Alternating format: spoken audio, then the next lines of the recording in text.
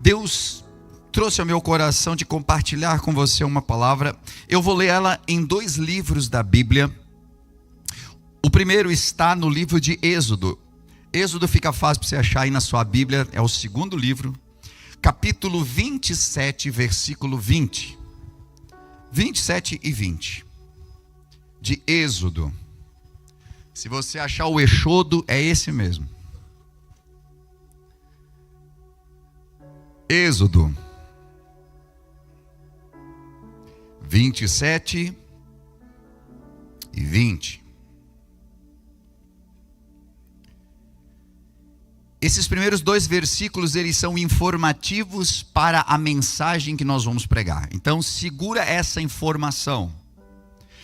27 e 20 de Êxodo diz: ordenarás aos filhos de Israel que te tragam azeite puro de oliveira, batido para o candelabro, para que haja lâmpada acesa continuamente. Na tenda da congregação fora do véu, que está diante do tabernáculo, Arão e seus filhos conservarão em ordem, desde a tarde até pela manhã, desde a tarde até pela manhã, perante o Senhor, estatuto perpétuo para sempre. Será este a favor dos filhos de Israel pelas suas gerações. Tem uma informação aqui. Precisava se trazer um azeite específico, puro, para se alimentar a luz que tinha no tabernáculo. E essa luz não poderia apagar-se. Essa informação. Primeiro livro de Samuel, é um pouco mais para frente, você vai passando assim, passa o Pentateuco, passa os primeiros 5 livros da Bíblia, você vai atravessando ali e chega em 1 Samuel capítulo 3, verso 1 em diante. 1 Samuel capítulo 3, versículo 1. E o texto bíblico nos diz assim: o jovem Samuel servia ao Senhor perante Eli, que era o sacerdote na época. Naqueles dias a palavra do Senhor era muito rara, e as visões não eram frequentes. Certo dia, estando deitado no lugar de costume, o sacerdote Eli, cujos olhos já começavam a se escurecer, a ponto de não poder ver, e tendo-se deitado também Samuel no templo do Senhor, em que estava a arca, antes que a lâmpada de Deus se apagasse, o Senhor chamou o menino: Samuel, Samuel. E este respondeu: eis-me aqui.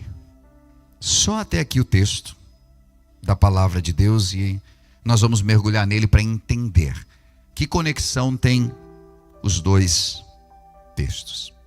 Eu fiquei preso numa parte desses versos aqui que diz assim: antes que a lâmpada de Deus se apagasse. Eu confesso a você que essa palavra me gera temor. Antes que a lâmpada se apagasse. Existe algo profundamente simbólico nesse texto aqui. Ele faz questão de registrar que a lâmpada ia apagar. Mas antes que ela apagasse, algo aconteceu. E quando eu olho para tudo que esse texto traz de informação, esse segundo texto para nós, eu vejo que ele é muito mais do que um detalhe de uma história. Ele é quase como que um diagnóstico espiritual do que estava acontecendo em Israel naquele momento. O azeite ainda tinha, o fogo ainda queimava, o templo ainda tinha o seu funcionamento, os sacerdotes, eles estavam ali, servindo, os rituais, eles continuavam acontecendo normalmente, mas Deus estava mostrando de que algo estava morrendo ali, algo estava se acabando. Era como se tudo estivesse funcionando aparentemente muito bem, mas a essência já não existia mais. Eu não sei se você percebeu, mas ali dizia: a palavra de Deus era muito rara. Isso aqui é um problema sério quando a palavra de Deus passa a ser algo raro na nossa vida. As visões tinham se cessado. Não eram frequentes, diz. Já não havia mais visões. Aquele povo que era guiado pelas visões que Deus dava, agora já não tinha mais visões. A palavra de Deus que era tão presente na vida deles, agora já não é mais tão frequente. A lâmpada estava quase se apagando. O sacerdote, eu li aqui que ele já não enxergava mais. Você consegue perceber? Está tudo funcionando. Mas ao mesmo tempo que está tudo funcionando, as coisas estão mostrando de que tem algo de errado. Tudo aponta para uma decadência espiritual que está acontecendo ali. E o mais perigoso é porque o sistema religioso exteriormente estava funcionando. E isso engana muitas pessoas. Porque a gente vê o funcionamento e a gente pensa que está tudo certo. Assim como você, que pode achar que porque levanta pela manhã, almoça, faz suas necessidades, trabalha, dorme à noite, está funcionando, está tudo certo. Mas quando faz um exame, percebe que não, tem coisas de errado e você está vivendo pela misericórdia. A coisa está ruim. Só que da mesma maneira que acontece no físico, que as pessoas dizem, não, nem vou fazer exame, cara, porque senão eu descubro um monte de coisa que eu não quero. As pessoas espiritualmente também não querem um diagnóstico. Por quê? Porque se a gente começar a cavar e começar a olhar, a gente vai perceber que tem problemas espirituais. Mas eu não quero me ater a isso. E então eu continuo vindo ao culto, levantando as mãos, ou servindo na casa do Senhor, mas em casa eu sou um ignorante. Mas no trânsito, eu sou um sádico. Mas com a esposa, eu sou um bruto. Com os filhos, os trato mal. Mas na casa de Deus eu sou santo. Então exteriormente parece que está tudo funcionando, mas talvez interiormente você está como Eli, já não está mais enxergando. E isso aqui é um grande problema. Os cultos estavam acontecendo, as funções continuavam, mas a presença de Deus estava saindo. E existe uma diferença muito grande entre lugares onde Deus já passou e lugares onde Deus habita. Há lugares que se sustentam porque lembram-se saudosamente do que Deus já fez ali. Há outros que estão vivendo a experiência gloriosa de dia a dia estar na presença de Deus. É quando você tem a presença de Deus com você, e você não é uma casa de passagem, onde Deus passa, você sente e depois Ele vai embora. E existe uma diferença brutal entre as duas coisas. Eli, eu li aqui a respeito desse sacerdote, a Bíblia diz que ele estava no seu lugar de costume. Estando deitado no lugar de costume. Nós podemos atrelar isso aqui de que ele estava dentro de uma espiritualidade mecânica já. Mesmo lugar, mesmo horário, mesma cadeira, mesma rotina. E a rotina é um problema porque, às vezes, a rotina substitui a paixão pelas coisas de Deus. Nós temos uma rotina de fazer as coisas de Deus, mas já não temos mais paixão de fazer as coisas de Deus. E isso aqui é quase que imperceptível. Quase imperceptível. Porque fazemos as coisas, veja que ele tinha um costume. E ele ia para o seu lugar de costume, no horário de costume, na cadeira de costume. Tudo tornou-se um costume para ele. E o costume faz com que as coisas fiquem invisíveis às vezes ao seu redor. E não por nada de que aqui a Bíblia diz que ele já não enxergava mais. Tem algumas coisas que nós deveríamos fazer com mais reverência, mas nós apenas repetimos, porque virou rotina. Exemplo, quando nós cantamos sem perceber a letra da canção. Estamos cantando, estamos declarando algo para Deus, mas estamos cantando pelo ritmo da música, porque conhecemos a letra, mas já não meditamos mais na letra. E eu não sei se você já parou para perceber de que às vezes quando nós cantamos e paramos para meditar na letra, você não consegue não chorar cantando. Porque aquilo te toma, porque aquilo mexe com você. Mas nós fazemos isso rotineiramente. Podemos orar sem prestar atenção. Se você não cuida, tua oração se torna uma reza. você vai falar sempre as mesmas coisas. Se você é acostumado a fazer uma oração à noite, nós pegamos muito daquilo que nós trazemos para as crianças, porque para a criança é importante, você ensina uma oração, essa criança vai repetir essa oração.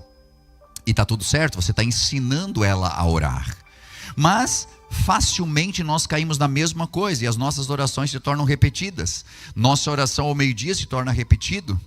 Nós não gostamos que repita o mesmo cardápio, todavia, nós repetimos muitas vezes as mesmas orações.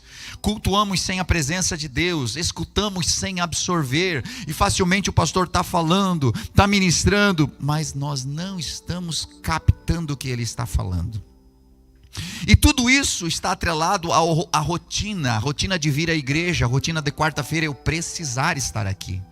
De domingo pela manhã eu vir porque já é de costume, daí depois a minha semana fica top porque eu vim na igreja. Mas eu só vim às vezes, o meu corpo veio, mas a minha alma não vem, faz tempo. E isso é algo que nós precisamos olhar para dentro de nós, porque daqui a pouco nós estamos frequentando todos os cultos, mas Deus não nos vê mais. Fazemos as coisas por rotina, entregamos nosso dízimo por rotina, nossas ofertas por rotina.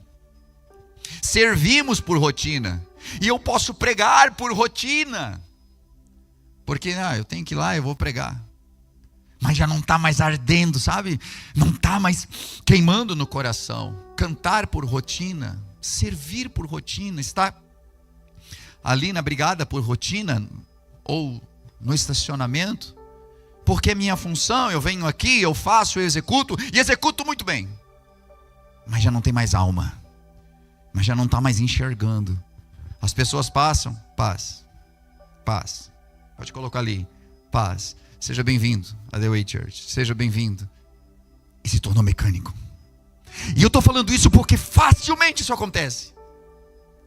Facilmente eu posso simplesmente pregar por pregar, eu posso orar por você por orar. Você vem, pastor, a minha dor é assim, tal, deixa eu orar. Senhor, cura essa pessoa, tal. E ela me contou da coluna, dizendo assim, olha para o fígado dela, porque eu não prestei atenção. Tenha misericórdia dessa vida, Senhor. Amém.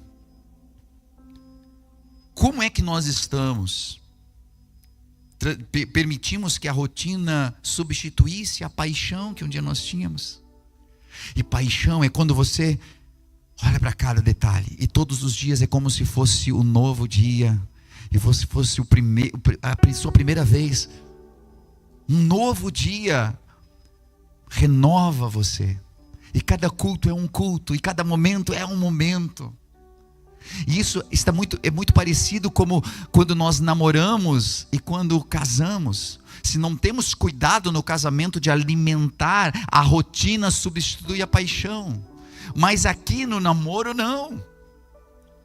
Não deixamos cair na rotina e sempre temos ideias novas e queremos coisas novas e queremos sair para lugares novos e nós estamos sempre alimentando e tudo parece muito novo, mas então, agora que nós decidimos, eu quero casar com essa pessoa, eu desejo essa pessoa, eu quero estar com ela, é a pessoa da minha vida.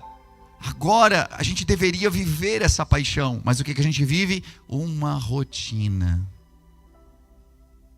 Não estou dizendo que todo casamento é assim, mas todo casamento é tentado a ser assim. E nós precisamos cuidar para não entrar dentro dessa zona de conforto. Os olhos deles começaram a se escurecer.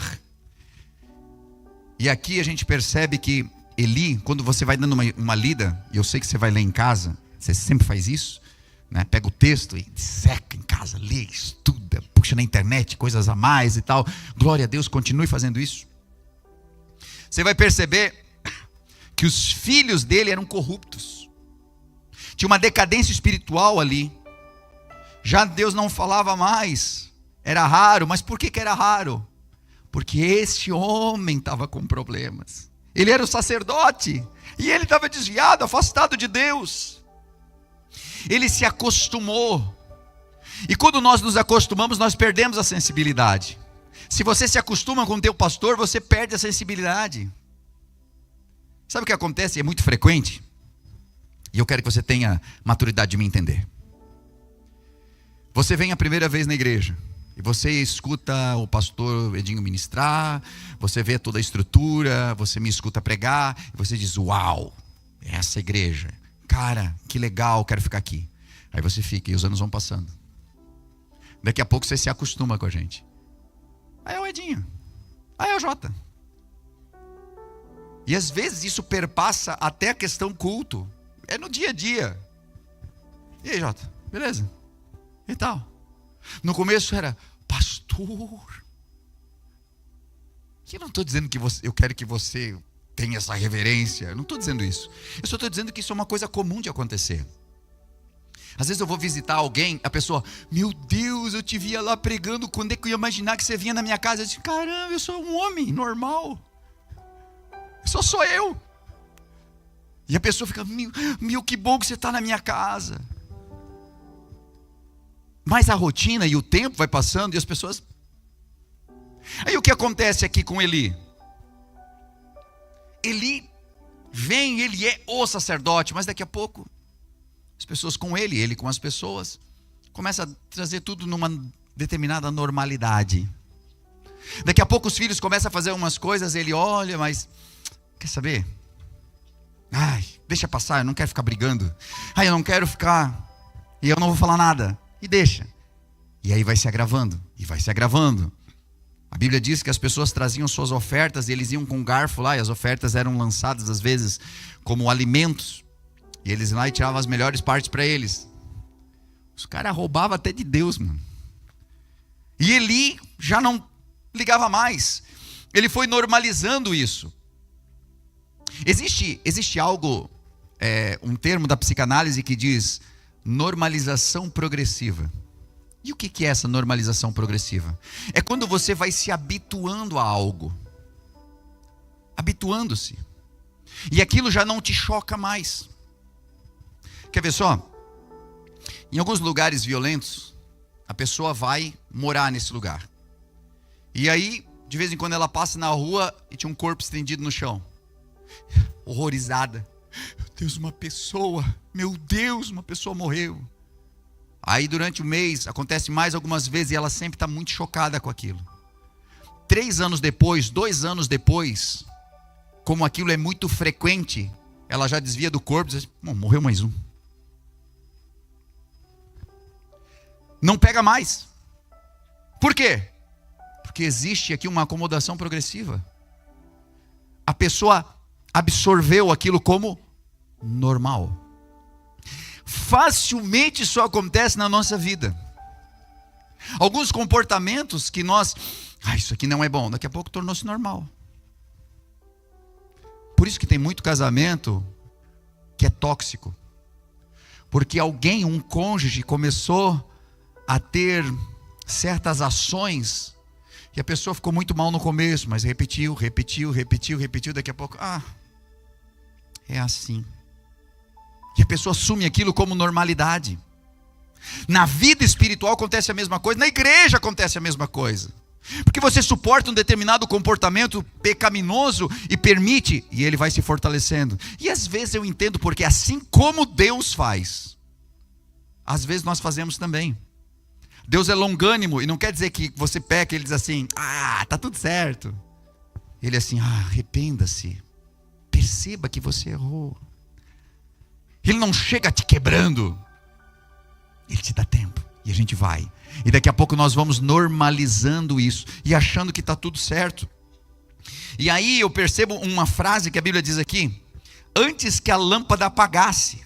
E isso sugere algo. Se aqui está dizendo antes que a lâmpada apagasse, é porque ela em algum momento apagaria. Mas eu li com você em Êxodo que a lâmpada não podia apagar. Você consegue perceber a conexão dos dois textos agora?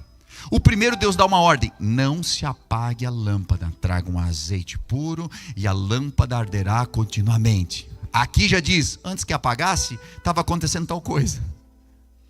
Eu fico imaginando qual foi a primeira vez que apagou. Porque todo mundo sabia que não podia apagar, mas um dia apagou. Vamos criar a cena aqui. Apagou e diz assim, meu Deus, apagou a lâmpada. O que diz aí na palavra que vai acontecer? Deus vai derramar a ira dele sobre nós, porque essa lâmpada não podia apagar, ele dizia que tinha que ficar acesa, e agora? E aí, vamos lá, rapidinho, acende a lâmpada. Acendeu. Ai, vamos ver. Nada aconteceu.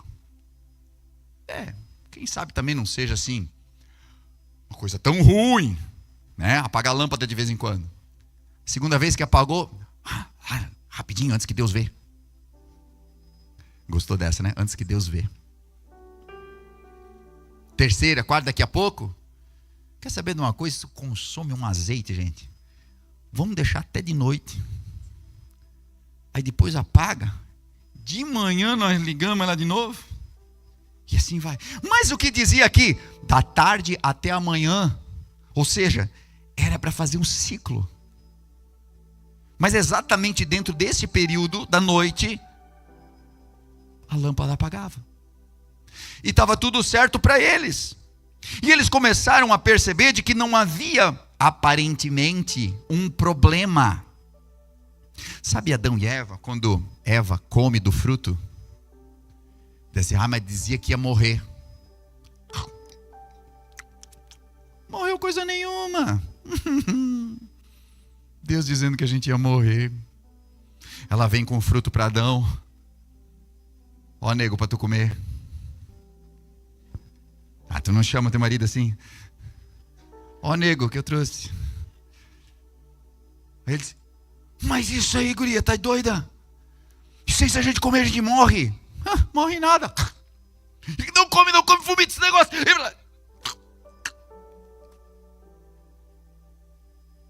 Não morre mesmo, hein?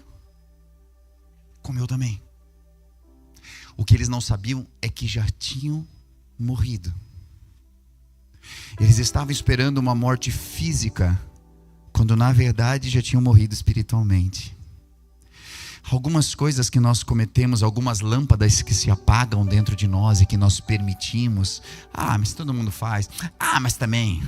Mas que isso, que aquilo. E nós sempre vamos dando algumas desculpas, né? A gente pensa que está com a lâmpada ainda acesa, porque tem uma luzinha ligada, quando de verdade a essência do que faz a lâmpada se acender, já apagou faz tempo. A vida já foi embora. Podemos usar a desculpa, porque banalizamos muitas vezes o pecado. É que todo mundo faz, nem é tão grave assim.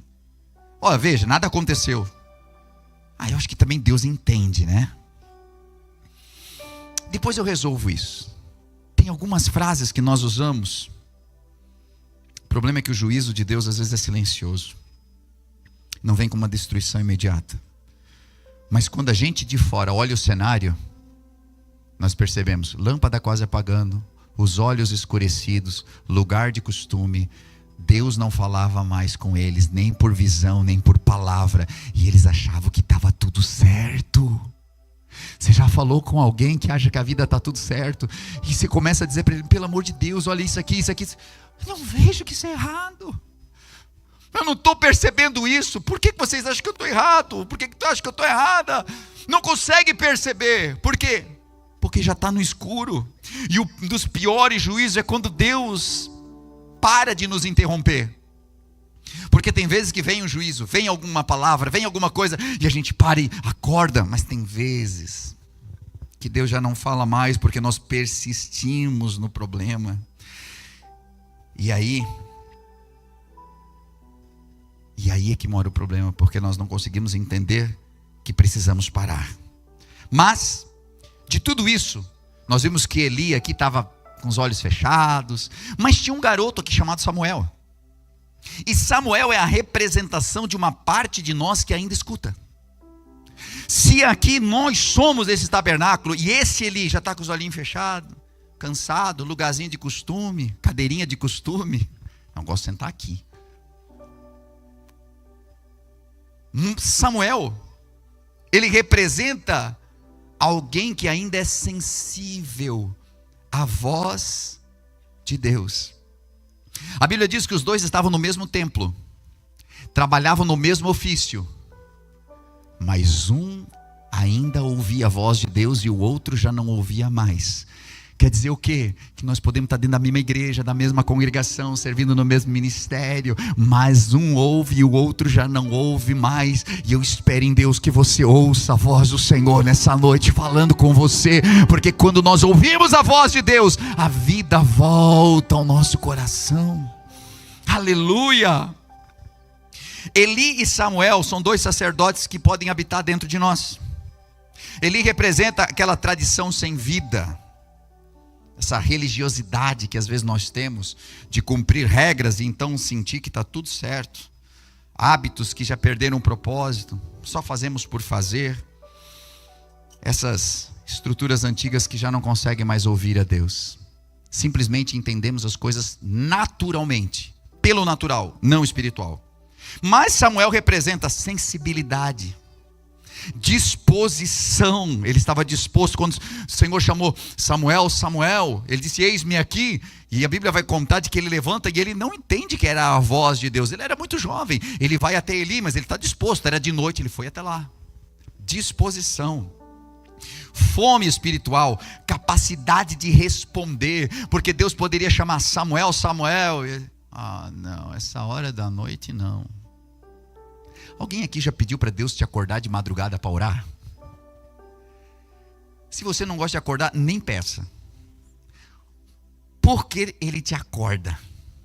É o cobertor que cai, é o gato que mia lá fora mais alto, alguma coisa acontece. E você acorda de madrugada. E se você diz: Senhor, porque eu quero orar, e tu não orar, às vezes o sono vai todo embora.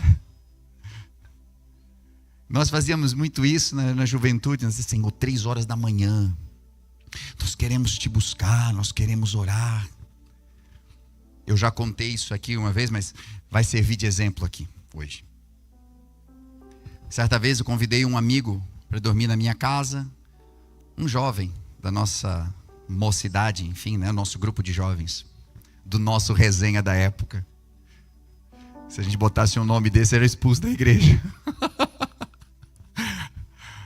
Resenha. Vamos lá, vamos orar. De madrugada nós vamos orar. Assim, vamos botar o relógio despertar às 3 horas. Eu disse: que nada, vamos pedir para Deus chamar nós. Então fechou, Deus vai chamar a gente. Dormimos. Chegou algumas horas da madrugada, eu deitado aqui, ele deitado no chão. Aqui era a porta do meu quarto e ali tinha um corredor e tinha um relógio. Alguma hora da madrugada eu vi quando alguém, um senhor, parecia um ser, enfim, chegou ali, a porta estava aberta, olhou para cima no relógio, olhou para mim e disse: vocês querem orar? Está na hora. E desapareceu. E eu despertei, porque obviamente eu estava com os olhos fechados, eu estava dormindo, e eu vi aquilo, e eu chamei ele do lado assim: Senhor, vamos orar. Estava com muito sono. Ei, vamos orar. Aí dobrei o joelho ali, a gente orou um pouco, tal, mas meio que dormindo, meio orando. Aí voltei a dormir. E eu fiquei com aquilo na cabeça quando eu levantei pela manhã. Mas olha o que aconteceu. Antes de eu contar para ele o que eu tinha visto, ele, que eu acordei porque estava dormindo, disse assim: quem é que foi essa madrugada chamar a gente, que chegou lá no corredor, olhou para o relógio e disse que estava na hora de nós orarmos? Quem foi que chamou? E naquele momento ficou evidente que o próprio Deus estava nos chamando de alguma forma para que nós buscássemos a sua presença. É quando você chama o espiritual para dentro da tua vida normal. É quando você ativa a tua fé. É quando você ousa. É quando tira o pé do barco e começa a andar sobre as águas. Deus está convocando uma geração que volte a acreditar em milagres, que volte a acender a lâmpada e que não deixe ela apagar, que não se acostume a viver com a vida medíocre que quem sabe tem vivido, mas que queira mais, que tenha fome de Deus. Aleluia. Existe 2 sacerdócios, o de Eli e o de Samuel. Qual é que governa a minha vida? Será que Eli está governando e meus olhos estão fechadinhos, não consigo mais ver nada? Ou é Samuel que está com os ouvidos abertos, sensível, com o seu coração sensível àquilo que Deus está falando, que está sentindo o que Deus está falando, aleluia. Tem um Eli interior muitas vezes, que são pessoas que aprenderam a ter um medo religioso, né? Eu venho na igreja que senão Deus pesa a mão. Eu não sei como a religião colocou isso na tua cabeça. É uma culpa excessiva, é um legalismo, é um espírito de condenação. E não é só condenação de si, é condenação dos outros. Tudo é errado no outro, tudo é errado na igreja, tudo é errado no pastor. Sabe, é só condenação. A pessoa vive em condenação. É uma necessidade, uma performance espiritual, é uma necessidade constante de provar o seu valor, de que é bom, de que tem, de que faz. Não, isso é o sacerdócio de Eli. Isso produz muita gente cansada. Mas se existe um Samuel dentro da alma,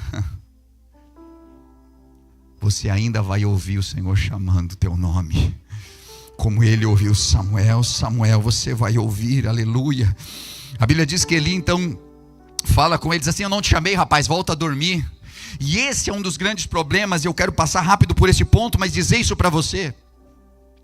Tem vezes que você tem um despertamento espiritual e alguém vai dizer para você: volta a dormir. Volta a dormir. Puxa, eu senti algo diferente no culto. Isso é todo culto, isso aí passa. Olha o avivamento que aconteceu, eu tenho sentido a presença de Deus. E a pessoa começa a contar das maravilhas que tem sentido, e sempre tem um espírito de Eli para dizer assim: volta a dormir. Isso é só emoção. Daqui a pouco isso aí passa. Não precisa tanto. Você já está um radical. Eli mandou ele dormir 2 vezes. Ei, vai. Mas Samuel era responsável pela lâmpada. Ele estava ali para cuidar daquilo. E a lâmpada do coração dele ainda estava acesa. Aleluia. A Bíblia fala no Êxodo que eu estava lendo ali, que o azeite precisava ser puro, fresco e diário. O azeite é um dos símbolos do Espírito Santo, aleluia. E se ele é um símbolo do azeite que precisa para o nosso coração estar aceso, significa dizer o quê? Que todos os dias, se esse azeite era diário e era puro, todos os dias nós precisamos buscar a presença do Espírito Santo. Não só na quarta, no domingo, no dia de culto, mas todos os dias eu preciso, para que eu seja renovado no Espírito, aleluia. E finalizando, quando a gente avança no texto, a gente vai perceber que naquela época, que eles achavam que estava tudo certo, uma guerra aconteceu. Os filisteus vieram, os amonitas, esqueci o nome do povo agora, mas veio contra eles. E vindo contra eles, eles acharam assim: cara, Deus está com a gente. Nós servimos Ele no templo, nós fazemos os nossos rituais. E a Bíblia diz que eles pegaram a arca do Senhor e levaram a arca, porque aonde a arca chegava era o símbolo que a presença de Deus chegava.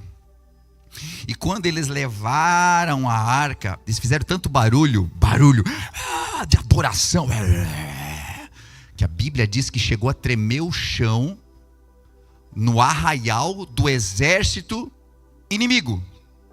Você consegue imaginar o avivamento que estava ali onde chegou a arca, onde estava esse exército, que eles festejaram tanto, pularam tanto, que tremeu lá. E o pessoal de lá falou assim: a presença do Deus dele chegou lá. Tinha barulho, tinha a arca, tinha adoração. Os outros olhavam e diziam: o Deus deles está lá. Mas Deus não estava lá. Eles foram para a guerra e foram dizimados. Os filhos de Eli foram mortos. Quando contaram para Eli que os filhos morreram, ele caiu para trás, morreu. Caiu da cadeira, do lugar de costume, morreu. Uma das esposas do filho dele estava grávida. Ela pariu na hora que ela recebeu a notícia. E deu o nome da criança de Icabod, que significa: foi-se a glória de Deus.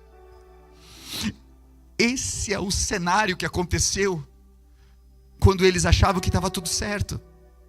É só a gente orar, e daqui a pouco tudo cai, e daqui a pouco tudo se desfaz. Cuidado, porque às vezes tem muito barulho, as pessoas dizem, oh, que barulho, oh, que culto, oh, que tal, e é vazio, a presença de Deus não está. Pode ter barulho e pode não ter presença. Mas quando há frutos nas pessoas, então a presença de Deus está ali, aleluia. Jesus chegou perto de uma figueira procurando figos, mas só tinha folhas. Era figueira, era árvore, era daquela espécie, mas não tinha fruto. Então ela foi amaldiçoada, que quando ele chegar perto de você, ele consiga encontrar figos, ele consiga encontrar frutos, aleluia.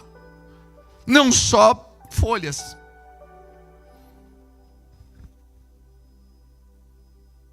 Mas a Bíblia diz que depois que acontece toda essa tragédia, Samuel assume.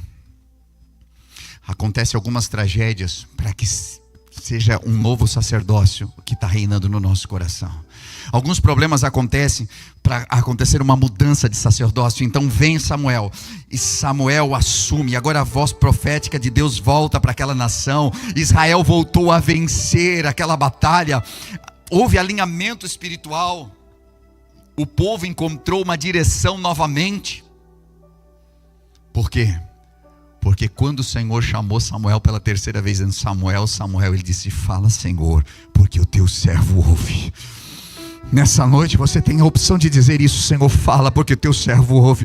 Pode mandar, Senhor, porque eu estou aqui para receber, eu estou aqui para te ouvir, eu estou aqui para ser alinhado, eu estou aqui para ser alinhada. Não importa, Senhor, se eu concordo, não concordo, se eu acho que não acho, eu quero saber a tua vontade para a minha vida.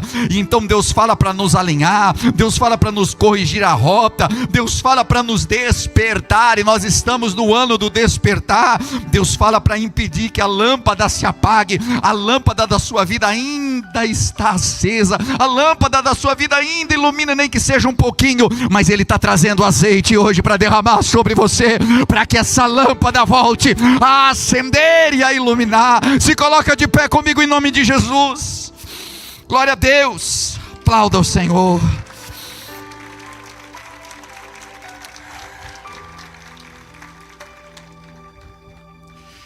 Talvez a rotina de fazer as coisas tenha substituído a tua paixão por Deus. A religiosidade tenha abafado toda a sensibilidade que um dia tu tinha, de sentir Deus, de sentir as pessoas, de sentir o que Deus está fazendo ao nosso redor. Os hábitos têm cansado os nossos olhos espirituais, e a gente está no lugar de costume. Vir à igreja tornou-se um costume. Sentar aqui tornou-se um costume. Fazer o que eu faço tornou-se um costume. Pregar se tornou um costume. Cantar se tornou um costume. E a gente só faz. E a gente só executa. A minha pergunta para você é hoje: quem está no sacerdócio do teu coração? Quem é que está na direção do seu coração? É Eli, que já não enxerga mais, que já não fala mais, que é permissivo com a família, que é permissivo com as coisas erradas? Ou Samuel, que é sensível e que nessa noite está dizendo, fala Senhor, porque o teu servo ouve. Eis-me aqui Senhor, fala comigo, eu quero ouvir a tua direção. Samuel precisa assumir o sacerdócio do seu coração.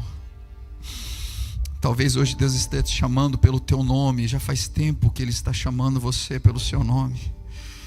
Faz tempo já e você não responde.